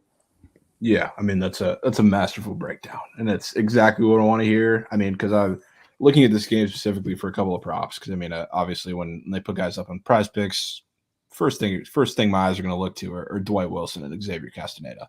Yep. Unless we're talking on the boards, which I would look at Enrique Freeman, but probably not in this matchup. I don't know if you agree with that. Yeah, I think Wilson probably, if Wilson stays on the court, I do think he can probably, seal him out there a little bit and probably be the one that's controlling the board. So I'd probably lean toward Wilson and Castaneda for sure. Yeah. Yeah, I was going to look at a little Wilson PRA just in case, like you said, they're not going to be able to guard him one-on-one in the post. So maybe they send a couple doubles. Maybe he gets some assists. Yeah. If you look at Ohio played Illinois earlier the week, and they somewhat stubbornly just let him go one-on-one. Now, he didn't put up a huge point game, but every time he cut it on the low block, he was just basically able to take one dribble, drop step, and lay it in. And a few times they kind of tried to dig down a little bit. It put the defense in rotation. So I have faith in Akron kind of to come up with some game plan, but I do think overall it's a tough matchup for them. Yeah, love it. I mean, you're telling me exactly what I want to hear. I love it a lot. I know you said you didn't have any specific thoughts matchup-wise about this game, but I am curious to hear your take on this Xavier Butler game, because I mean, Xavier's a team that, I mean, with the injury they've had, Fremantle, it's kind of hard for me to read this team personally. It's not to say that they don't have other guys that can get it done. Absolutely. I mean, from the perimeter, you got Sully Boom, and then you got Jack Nungy in there too, who's doing it a ton of different ways, but playing a Butler team, this feels just like a super weird game to me. And I don't know if you agree. Them going into Butler, hanging at like the 7.5 type number. Little Friday night game, which are always weird. What do you think about this game? Yeah, Xavier is a team, who can really fill it up. You mentioned some of the guys there, Sully Boom, and obviously their high-low with Fremantle and Nungy was elite. So they scored the ball. They can score on anyone, essentially. My concern with them every time is their defense, because their guards and overall they really wouldn't defend a chair. I think we could go out and grab a ball and beat them off the bounce and get to the rim. Their off the dribble defense is in the bottom 10 in the country, which I think is ridiculous given they play in the Big East, one of the major conferences. I really think they have the talent. Sometimes I wonder if it's just kind of an effort and attention to detail type thing. So I guess when I look at them laying a touchdown or whatever it looks to be on the screen there, I always worry, are you going to get enough stops? Now, do I trust Butler's guard play to expose that weakness? Probably not. But I think just the pure worries for me in terms of Xavier's defensive efficiency, particularly on the road where, you may get a bigger crowd there tonight on a Friday night, may lead to a little bit of a more spirited effort, we'll say. But overall, I think Xavier scores the ball again, but can they get enough stops to kind of, win by double digits, which is basically what you're going to need to get here. I'm not quite sure. It wasn't something I was comfortable with playing, but I guess that's the matchup. Their offense can kind of find, I think, pretty well attackable holes in all defenses, and they've kind of proven that, whether it's UConn or some of the other top defenses they played. But on the other end of the floor, I mean, my God, it's just sometimes you wonder if they're just focused too much on their offense, or they take offensive struggles to the defensive end, because they can look like they're, playing at almost a high school level with some of the blown coverages and just blown rotations and that sort of stuff. So I guess that would be my quick 2 cents. Don't really have a lean, but overall they just really need to kind of find a way to cure some of those defensive ailments if they really want to be a factor, I guess, as the year goes on. Yeah, I mean, they're a weird team. Obviously, I mean, you're 100% right about their issues defensively, and those probably aren't going to go anywhere. But I mean, this Butler team, that offensively, I know they've been a little better in, I guess, some spots facing weaker defenses, but it's so hard to trust their offense. And I know I agree. Yeah, their guard play simply isn't good enough, in my opinion. It's just not. No. Nowhere close. So, I mean, for me personally, I probably would lean Butler with the points, but it's not something. Yeah, it kind of feels that way. I mean, you and Krabs, and I know a few other guys in the community there, certainly teaching me a little bit about line reading and that not. And it does seem, I don't know, just it feels a bit stinky, put it that way. But it's just not enough for me to kind of get to the window with a bet. But yeah, I guess we'll see. Absolutely. Couple more games here that we can get to. St. Louis at Dayton is an interesting one. Seeing Dayton 5.5 point favorites at home. They're another one of these teams that I just have serious trouble figuring out. I mean, me and Krabs were talking about at the start of the conference year when they looked really, really good. Who was going to beat them? Because defensively, they're so strong, so compact. Obviously, they had their offensive issues, but it didn't look like anybody had the guns to beat them. And then here we are after they've had a few, I guess, less than impressive performances. Lost that game to URI a couple weeks ago, 2-game streak with losing to George Washington as well. It came in and lost to the Bonnies on the road last weekend, and they just don't look as impressive. This St. Louis team seems to get better and better every week that I watch them. What do you think about this game? Yeah, a little bit of a tough one. I don't trust St. Louis at all defensively. They have, several attackable guys on the floor there. Yuri Collins basically does it all for them. He has the ball in his hands essentially every possession, creates set of ball screens, very impressive vision, cross-court catch and shoots. I mean, without him, that team would be completely lost. But on the other end of the floor, I do feel like there are a lot of holes, and Dayton, as you mentioned, they do force you to they funnel everyone toward the rim, toward their elite shot blocking, and I'm not quite sure in this case if I trust St. Louis to kind of finish in that way. Dayton's just a team I've had no luck with personally. I find even if I like a schematic matchup, they just find some way to look absolutely awful, and everything I kind of say and or think is proven the complete opposite. So I try not to have teams that I avoid or kind of, I know some of you guys say sometimes ban lists. I try not to get into that, but I just can't get the team right myself, even though I watch them and I try and look at their X's and O's and some of their talent, but I just find I just can't kind of get them right. And one thing I guess I found with them is when they fall behind, it just feels like that's it. Like they just play so slow. I just don't know if they can insurmountable from the start. Like an 8-point lead feels like it's 20 to them sometimes. And I found that when they're in games, it's almost like they're hanging their heads a little bit. And I know they had a big win, I believe. I want to say VCU. I'm going on short-term memory now. So and I do think they're probably, I guess, top to bottom might be the top, I guess, most talented team in that conference. But in terms of consistency and in terms of what you get night in, night out, and I think the spread is around 4 or 5, something there. 5, yeah. Yeah, I don't know. I'm torn on that one just because I do think, Yuri Collins can go out there and just generate enough offense where he kind of keeps St. Louis hanging around. But I guess when it comes down to it, I do think Dayton is just a better team. It's just I don't see an edge personally, numbers-wise or scheme-wise. I just think Dayton overall has probably the better athletes and players. And as we go down the stretch here, I kind of value that. I guess, guys sometimes figure it out and lock it in closer to conference tournament time. And I do wonder if Dayton's going to be one of those teams now over the last kind of month or so where they kind of really hit their stride. And they have shown signs. It's just doing it more consistently, I guess. So, yeah. I mean, let me ask you too, though, because for me, this line looks a tad long for team in St. Louis against St. Louis, who's surging. I guess they have some letdown performances here and there, but they just overall, I guess they're much more improved than I thought they would be at this point in the season. And Dayton's obviously trending the other direction, and they're without Malachi Smith. Yep. So this 5 number seems a little steep to me, so I'd probably lean their way. I mean, the one place that I think St. Louis can get in trouble is turning the ball over, which against a Dayton team that's certainly going to force that. Maybe Yuri Collins on a couple of those assists, which I've been sneakily taking those on Prize Picks quite a bit. Maybe a couple of those turn into steals and some easy transition buckets, but it's a tough one to read. I'm 100% with you. Yep, I'd agree with that. The line definitely feels a point and a half, higher than maybe what I expected. And I do think it's moving their way too. So maybe there's people out there who do feel like they're kind of gelling at the right time or kind of hitting their stride. So, I certainly agree with what you're saying. 100%. There's one more, or I guess 2 more.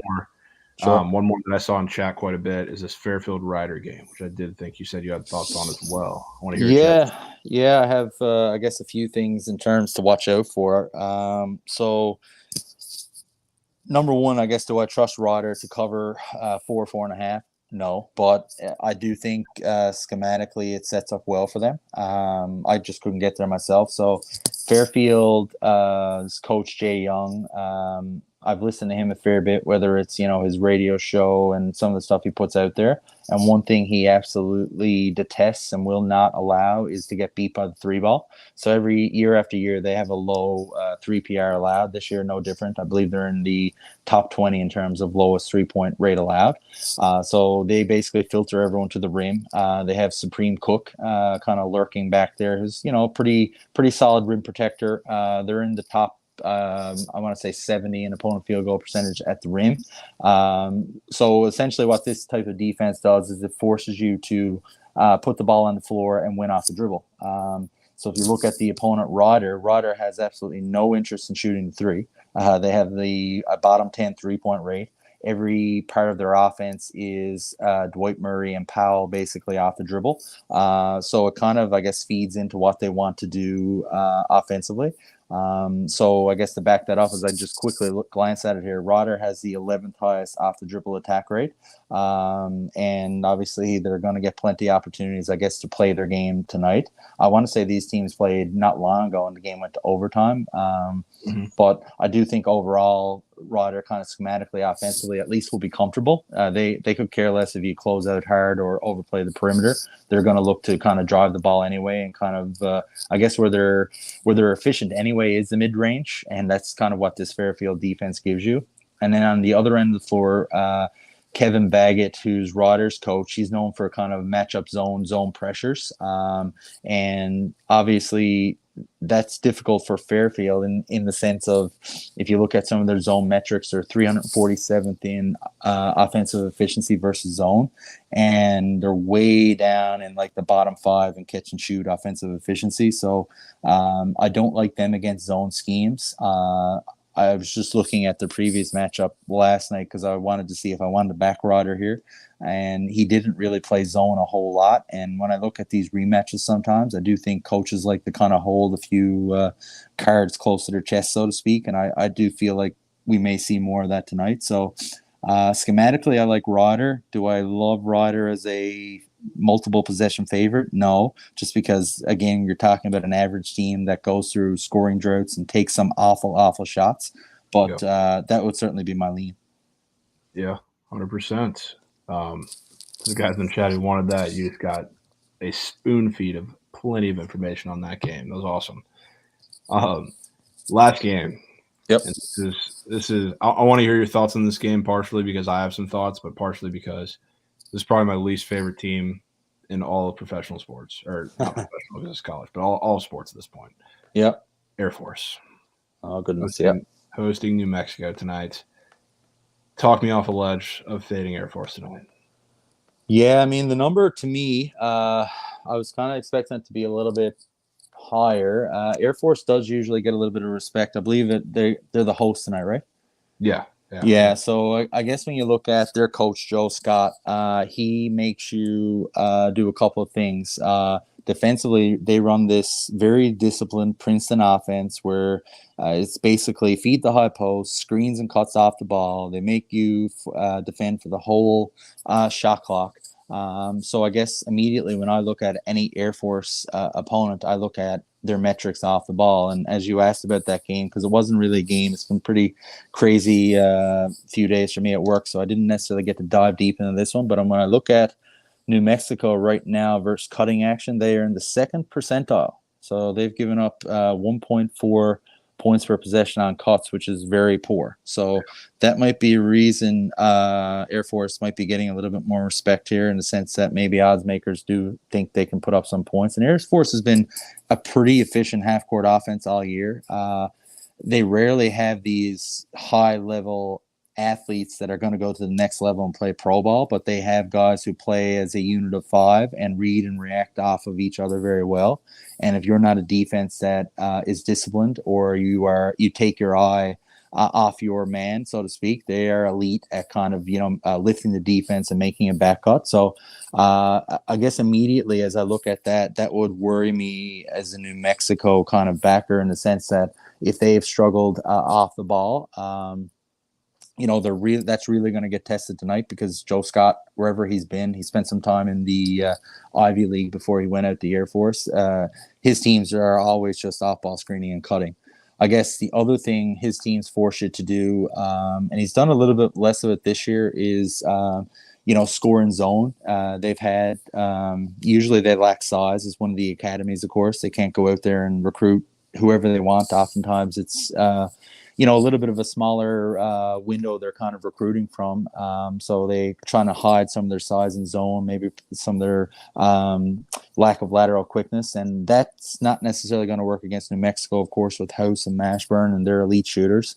New Mexico grades excellent against zone defenses. And I guess, I think they'll score the ball too. I guess when you look at this one, I think Air Force wants to kind of slow it down and make this a half-court grinding game. I know sometimes, particularly in out of conference when I was watching, they were playing a little bit quicker, but I don't feel like they have the guns maybe to go up and down the floor with New Mexico. But if they run their stuff and force them to defend for 25 seconds and then find their the proper ball cut, they'll probably be able to score with them. So New Mexico, I think, clearly the better team, but scheme-wise, I do think it's kind of a tricky, prep for New Mexico. Not many teams kind of play the way Air Force does and run some of the offense. You look at some of those other teams in the Mountain West, so there's a lot of like P&R heavy teams like Nevada and Utah State and San Diego State even. So I always worry when you go to Air Force, number one, because of altitude, number two, because they just play a scheme that's so different than anyone else, and they just grind it out. So I guess that'd be my quick take on it. Feels like New Mexico is the play, but I don't know. I feel like it could be one of those games that maybe hangs around the number. Yeah, I mean, it's always really stay away from Air Force for me. Yeah, I keep going back. One quick if you have time. Yes, sure. Like 3 times, but one that got brought up in the chat is this Fresno State Nevada game. Yeah, I've seen Fresno hanging at this 9.5 number quite a bit recently, and they've been in spots where I've looked at it, I've taken them, been in spots where it's made sense spot-wise and everything. I haven't taken too much of a look at this game, and I don't know if you have as well, but do you have any quick thoughts on this game? Yeah, if you look at, obviously Fresno is a much different looking team this year. They've gone from kind of a post-heavy with Robinson to kind of more of a P&R heavy attack. So I would worry, I guess, a little bit about Nevada, because everyone has picked on their P&R coverage. They're in the bottom 100 in P&R defensive efficiency. And Fresno with Blackshear and Lucas and some of those other guys are, pretty efficient P&R offense. I wouldn't say efficient, maybe that's the wrong word. They're prolific in the sense that they run it a lot. I believe it's like a top 50 rate. But when you look on the other side of the ball, Justin Hudson, is Fresno's coach, and he came from a coaching tree that loves drop coverage. So always susceptible against teams who have mobile bigs who can shoot the ball. And Nevada does have that with Will Baker and Davidson and a few other guys who are escaping my brain right now. But I do think Nevada scores the ball here. And it's always for them is like, can they, I guess, get stops? A lot of the regression data too kind of goes against them. They were, I guess, holding teams to a defensive efficiency that I don't think was sustainable earlier in the season. Like a lot of the shot quality stuff suggests that, guys are missing open looks. So I guess that's always my worry about backing them. But I do feel like a drop coverage scheme is not something that is necessarily going to be effective against Nevada, because they have guards who can kind of win in the mid range above kind of the drop. Plus they have guys on the perimeter who can make shots. So if I had to lean, what's that number, like 9 or 10 you said? Yeah, 9.5, 9 some places now. Yeah, I wouldn't be surprised if you get like a 11, 12 point Nevada win. I guess that would be my kind of quick number on it, and kind of just the scheme. Fresno will try and limit possessions. They play pretty slow, but they just overall lack kind of shot making and guys who are going to consistently score the ball. So whereas Nevada does have that, and they're at home. So I do feel like Nevada is probably the only play to make personally. Okay. Noted. Well, I mean, if you had one bet today, I want to force a POD out of you. But what is sure? Goodness, this is a bad day to have me on, because I think this is the first day someone asked me earlier that I haven't had a bet in college hoops since November or October or something like that. We'll have you on some better. Yeah, let's. Don't worry. Quick, just I don't want to forget a game. Just glancing back through them, I'd probably want to say Akron, I guess. I'd probably go money line. I know I think it was like 120, 125 this morning. I have it more like 2.5, 3. I was too concerned with Dwight Wilson though to kind of put my money on it in terms of like we matched them, talked about. But I suppose if I was going to look at one off the top of my head, I think Akron is the one I like most. I do think they kind of bounce back here, and Ohio off a win. I just don't think Ohio's the same caliber of team this year. I have Akron rated a little bit higher. So I guess that would be the play I would go with. Love it, Freddie. I mean, thank you so much for coming on. Yeah, sorry I couldn't be on camera and stuff. Although right. I have more of a face for radio anyway, so I'm sure I should save people in the chat a little bit there. So yeah, it's all right. It's all right. You gave us plenty of information. We appreciate the breakdowns. They're absolutely awesome. Let the people know just what you do on a daily basis too, some more of this, and where they can find you. Yeah, so it's more of a hobby for me, I guess. I really enjoyed it. Way to kind of stay in touch with sports. So I put kind of handicap different sports right now. Pretty heavy college basketball, some golf stuff. But yeah, I post everything on my Twitter, Freddie Mills 7. So that's FreddieMills 7. And I just enjoy it more than anything. I've had some success, so love chatting hoops. Appreciate you having me on here. And like I said, love what you, Krabs, and the whole Booker crew are doing there. Keep up the great work, and certainly a big fan of what you do. Hey, appreciate it, Freddie. Always welcome to come on. Get some W's in the chat for Freddie. Awesome stuff today. Keep doing what you're doing. And if you have some more bets today, I mean, let's see some green. Let's see some green today. Little warm up before the weekend. Awesome little slate we got in the weekend too. So best of luck, Freddie. Have a good rest of your day. And appreciate you coming on again. All right, thanks, Siobhan. You have a good weekend now. You too. Appreciate it. Massive dubs, chat. Massive dubs. Massive dubs right there. We are going to get a squad ride going here shortly. I mean, tell me in the chat what you like. I feel like we have a pretty concise set of a couple plays here. He did not say Dwight Wilson was hurt. He just said he's going to have a really good matchup today. Connor Ingram is in net for the Yotes. I like that. I like that a lot, to be honest with you. That's a big thing. Somebody drop his Twitter. I can put it in the chat here in a second. Hate to go back. So do we like New Mexico? Freddie said he liked New Mexico a little bit, but he was scared of the Air Force a little. There's a couple different situations. We don't really like anything because we don't like Air Force. I mean, fade them just because you want to. But yeah, so let's see in chat what we want on the squad ride. Yotes are definitely going to be in the squad ride. I'm not going to lie. Need to get a poll up. I don't think we have any mods in here, so I'm probably going to have to figure it out. And yes, Freddie is absolutely unreal, guys. Unreal. Must follow. Must keep up with a lot of his write-ups, a lot of his plays, everything. Yes, K-Sav, I know you're bitching about talking CBB, so obviously you missed it. We talked about pretty much every game on the slate. What's his Twitter? I got you. I'll put it in the chat. It's at Freddie Mills 7. Under follow. We'll probably be having, we'll have so much info on that Twitter, and we'll have him on back again. A lot of pressure to keep the streak alive. I mean, we're winning. We're winning.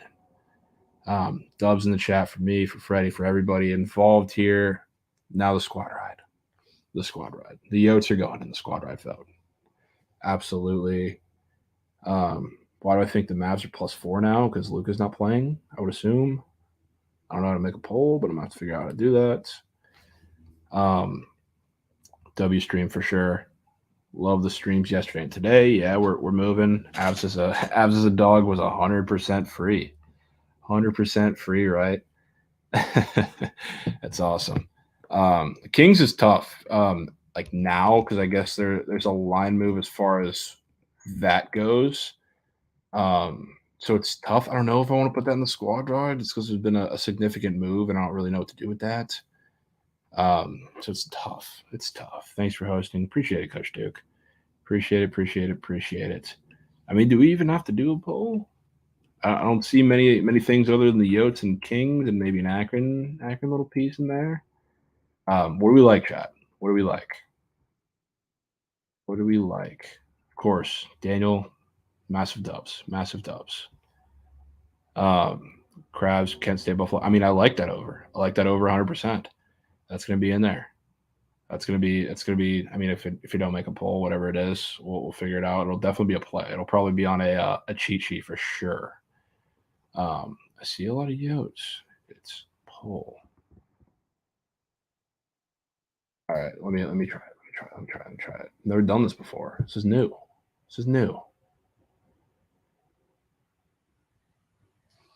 We'll see. Akron Yotes. Yeah, Yotes is probably gonna win it either way. I'll be honest with you. Let's do a poll. See if we can figure that out. Let me pull it up real quick. On the Twitch side of things. Hopefully we're not echoing. We might be for a second. But yeah, let's see more of the plays that you guys like in chat, guys. Need some W votes. Some absolute W votes. Here we go. I got it up. Squad ride. Put in another category. Yotes moneyline, first entrant. I mean, yeah, Yotes Akron parlay would be nice. Buffalo cover. Ooh, Penguins. That was an interesting one that I actually really, really liked. That's a big one. That's a big one right there. I don't know if we want to go team total or do you want to go that -1.5. I didn't look at the juice on that -1.5. I'm going to check that out right now. But that Penguins one, I really, really liked. Somebody let me know the price on that. Oh, I got it. Oh, it's only -105. I thought it was juicier than that. I'm tripping. We can put Pens -1.5 in there. Yeah, it's only -105. That's a good price right there. Yotes money line, Pens -1.5. The Kings, you said they're -4 now. Is that what we're seeing?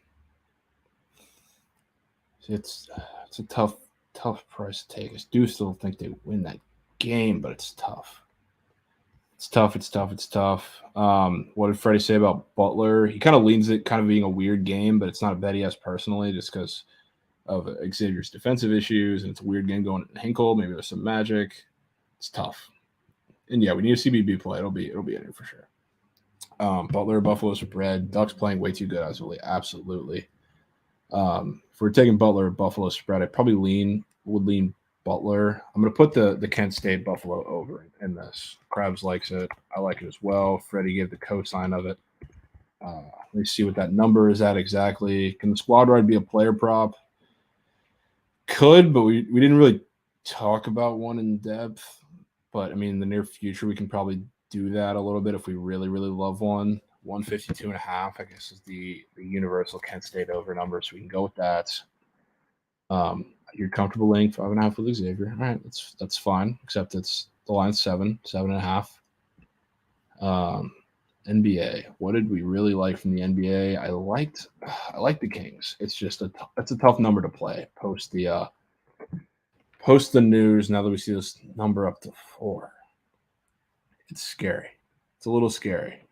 Not that it's a number that I'm unwilling to back, but I mean, this line might keep moving, which is tough for a squad ride play. And I would just do the money line CGOT, except that I wouldn't be shocked for it to keep moving. And it's already pretty juiced, like minus 175. So it might be a situation where it creeps over minus 200, which wouldn't be good. Take Wyoming every week, but won't play Air Force. Air Force is just worse. They're just worse. I can't win a bet on Air Force to save my life. And while I'm by myself here, I sure as hell ain't going to force it to you guys. That's just asking for cake. Absolutely asking for cake. NBA so fluky before the All-Star break. Yeah, that's the one concern. That's why, I mean, I don't bet NBA like religiously or anything, but I try to keep it to a minimum for sure.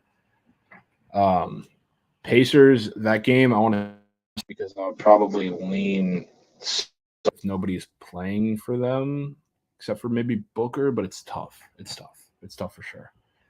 Spurs Pistons over. I don't dislike that. I don't dislike that at all. CBB, guys. Do we want to put Akron in the squad ride? Do we want Akron? Probably money line in the squad ride. -2 against Ohio. I think that was, I mean, it's Freddie's best play. I like that. Niagara was a play that he liked as well. Akron for Freddie. Okay. Akron money line. Let's do it. We got 4 votes. The Yotes, the Pens. Sneakily starting to like the Pens even more than the Yotes. With that, I completely forgot we had that conversation. Those are 2 really good plays, though. So we got the Yotes, we got the Pens, we got the Kent State Buffalo over, and we got Akron. Do we want to do another vote, another entry in the poll, or do we want to stick with these 4? Do we want to stick with these 4? No CBD, CBB, POD. Not really. It's just such a tough slate. My favorite play on the board is probably that Kent State Buffalo over. It's not like POD level though. 4 don't force. Okay. Let's do it. There you go. Poll should be up. Should be up. Vote.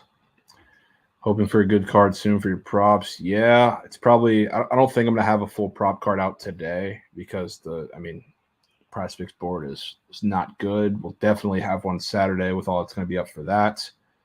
Ollie on Ohio Akron has been nuked. Man, why you gotta do my man like that, bro? Why you gotta do my man like that? Yeah, but let's get some votes in. I will definitely have coin on all 4 of these plays. I really like these 4 plays. Spaces tomorrow morning? No. Maybe. No space tomorrow morning. We'll have it tonight. Tonight we are having a Super Bowl spaces talking about props and everything. Maybe we'll tap into that a little bit, tap into some CBB player props if we have time, kind of in the late night a little bit. But we'll be doing a space tonight. Everybody make sure to tune in there. Be bringing people up, everything. It'll be fun. It'll be great. I want to hear a lot of the squares we have, a lot of the same, stuff that we talked about with DeGen and Greg. So we'll have a lot of stuff. And yes, I'm starting to really, really like the Pens. Parlayed Spencer and Omar Bayo. Oh yeah, shout out to them. Those are 2 legacy covers. Second half of legacy from Spencer. That was awesome. Yeah, is for real on Ohio nuking Akron. That's crazy. Capwise hosting a Surge stream right now. If you want to host him when this ends, Akron versus Yotes. Sometime across the latest. Yeah. Okay, then what's your favorite CBB play tomorrow? Are the lines out yet? Are the lines out yet? Because I would be intrigued to see some lines. Texas -5. That's the first one I see against West Virginia. I think they win that game semi-comfortably. I don't see any lines other than that, though. I'm really hoping we get a TCU's favorite against Baylor. That'll be awesome. Mike Miles going to play tomorrow? No, probably not. He's the plan initially was for him to be back for not this coming Monday, but the next Monday game against Kansas. I would assume they're going to stick to that. I don't think he's going to be back anytime soon, but we'll see. We'll see. Tilt Room, I appreciate it, brother. I appreciate it. Dub streamers trying our hardest here. Close one between Yotes and Akron. Get your votes in. Vote, vote, vote, vote, vote. Bunch of lines on FanDuel are there. Oh, we got time. No search stream today. Can look at these just a little. Go over them for a minute or two. We'll see real quick what we're looking at here. Talk about some leans. Baylor -1.5 against TCU. I really would have loved to see TCU favored, but I think that's short enough for me to still lean into it. I'm trying to be as unbiased as possible here, but I really do like that spot. Oh, here's one that I love. That was for anybody who watched the show with Capwise Nick when we were doing it yesterday. Yeah, 100% right here. Auburn. Alabama's on upset alert. 100%. Really hoping that that starts to move the other way. That is one I will be for sure keeping my eye on. I love that one. Love that one. That is an interesting one. Yeah, the Jungle's going to be buzzing. That Michigan +1.5 at home against Indiana. Man, I know Indiana's such a different team at home and on the road, but this kind of, I don't want to say it's a Maryland spot because it's not kind of a slam dunk thing, but that line is short, man, with how Michigan's been playing. Virginia -5.5 at home against Duke, that seems kind of short too. Not one I love there though, but that Auburn line and game day is there too, which I don't love, but that line is perfect for what I was hoping to see out of that game. So those are some leans. Maybe we'll talk about it at the end of Spaces today, but looks like the squad ride is going to be Akron money line unless we get a little late push. I think we got a little bit of time left on this vote. I might have said it too long, but it is what it is. So get your votes in if you haven't yet. Still got a minute or two. Probably a raid Capwise if I can figure out how to do that. Sound like a boomer. Need the link again, bro. The link for what? This ain't the show. Yeah, Duke does all get weird lines. That's why I don't love it. Is it Akron because Ohio's 10-run record, but being a dog? Not necessarily. Freddie talked about a lot of the matchup stuff that was in their favor other than the matchup with Dwight Wilson. It also is, Akron coming off of that massive loss against Toledo, which that was a super emotional game after they're coming after a super emotional game that they won. So I like the spot for them. And then hearing, Freddie talk about some of the matchup stuff as well was great. Absolutely great. There it is. Squad ride, Akron money line. We're going to ride the Zips today.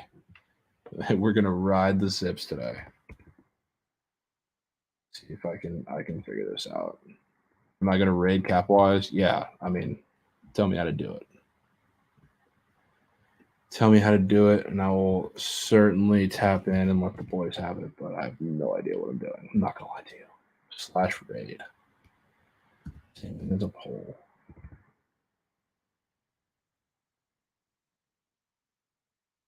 Facing parameters. Okay. We're figuring it out. If you can figure it out, I can too. Yeah, I'm trying. Tell me it's gonna work. Oh, we're tough. But I do want to see some of you guys while we're still taking a second here. What lines do you like to stick out for tomorrow already? Or we talked about Super Bowl for a little bit. I don't think we got much of your guys' input. So what do you like there? What do you like? I want to hear it. I want to hear what you like. Freddie, me, and Fresno or Nevada. He liked Nevada or nothing. That's what he said. I struggle getting a read in that game because I kind of lean the same way. But it's tough because I see that line keeps moving. The line keeps moving towards them. I've seen 8.5 some places now.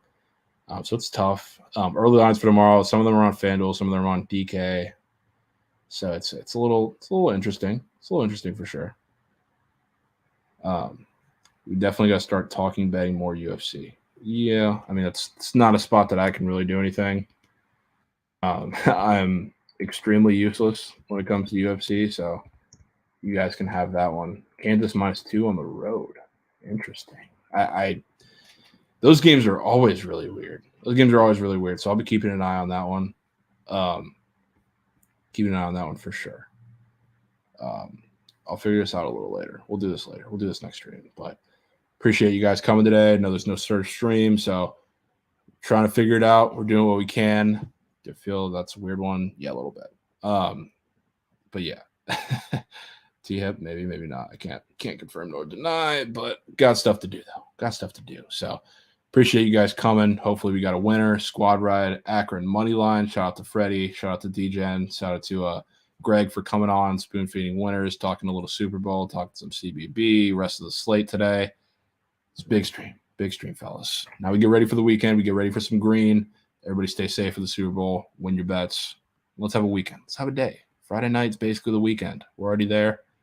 Let's do it. Go Chiefs. Pat Mahomes MVP.